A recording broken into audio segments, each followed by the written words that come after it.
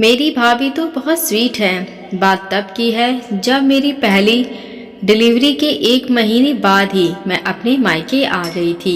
मेरे भैया की तब नई नई शादी हुई थी और मुझे संकोच था कि वहाँ जाऊँगी तो भैया भाभी की प्राइवेसी में कुछ खलल तो नहीं पड़ेगी। वहाँ जाकर मुझे पता चला मेरी भाभी तो बहुत स्वीट है। जब भी मैं अपने बच्चे को फीड कराती मुझे बहुत प्यास लगती। पानी की बोतल पास में होती पर वो ख़त्म हो जाती। मुझे किसी से मांगना अच्छा नहीं लगता, पर मेरी भाभी हरदम कभी शरबत कभी नींबू पानी बनाकर देती रहती। मेरे मना करने के बाद भी वो नहीं मानती और हमेशा कहती, दीदी मुझे ये करने दीजिए, मैं जानती हूँ इस समय कितनी वीकनेस लगती है। फिर कुछ दिन बाद मेरे हस्बैंड मुझे लेने आने वाले थे।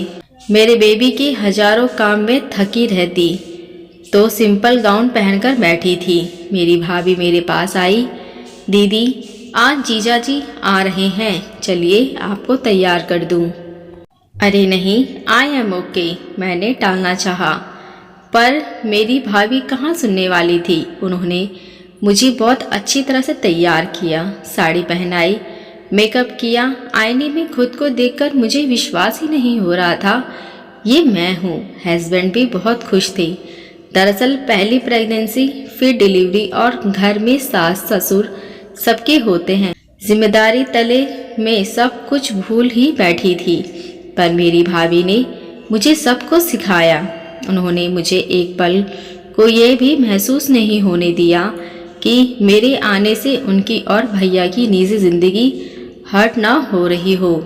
जब मैंने उनसे यह कहा तो वो बोली, दीदी पहले ये आपका घर है, आपके भैया मेरे पति बाद में बने हैं, पहले आपके भैया थे और हमेशा रहेंगे।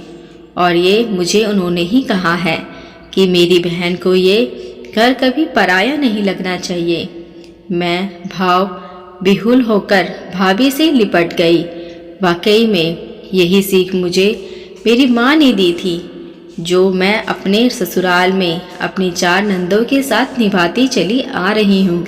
वो सब मुझसे काफ़ी बड़ी हैं, उनसे मैंने बहुत कुछ सीखा है, खाना बनाने में, रिश्तों को निभाने में और अन्य बातें। हम सब सिर्फ रक्षाबंधन भाई दूज पर ही नहीं, हर फंक्शन में सगी बहनों की तरह रहती हैं। ताली कभी एक हाथ से नहीं बजती। इसी तरह हैप्पी रिलेशनशिप के लिए दोनों पक्षों को ही समझदार होना ज़रूरी है। मैं भाग्यशाली हूँ कि मुझे भाभी भी अच्छी मिली और ननद भी।